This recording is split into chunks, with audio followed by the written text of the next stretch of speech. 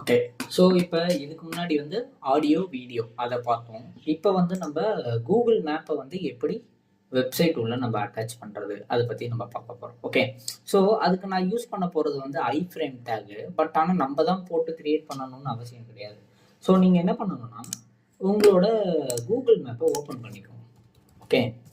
So Google மேப்பை open பண்ணிவிட்டு அந்த கூகுள் மேப்பில் உங்களுக்கு ஏதாவது ஒரு லொக்கேஷன், இப்போ நான் இருக்கிறது துறைப்பாக்கம். ஓகே.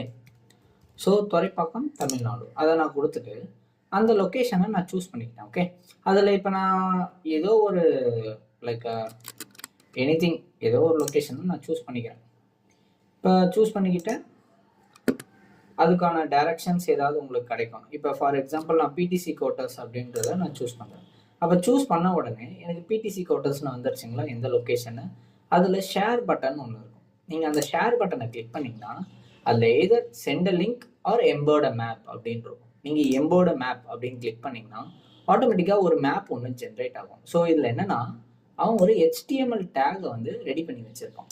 ஸோ அதை ஜஸ்ட் நம்ம காப்பி பண்ணிவிட்டு நம்மளோட கோடில் எங்கே வேணும் அப்படின்றத நீங்கள் சூஸ் பண்ணிவிட்டு அது உள்ள ஜஸ்ட் பேஸ்ட் பண்ணால் போதும். ஸோ ரைட் கிளிக் பண்ணி ஃபார்மேட் டாக்குமெண்ட் கொடுங்க. கொடுத்துட்டு நீங்கள் இது பண்ணிங்கன்னா உங்களுக்கு ஐஃப்ரேம் ரெடி ஆகிடும். நீங்கள் என்ன பண்ணுங்கள், ஜஸ்ட் சேவ் பண்ணுங்கள். இப்போ சேவ் பண்ணிவிட்டு நான் வந்து என்னோடய அவுட்புட்டை நான் பார்ப்பேன்.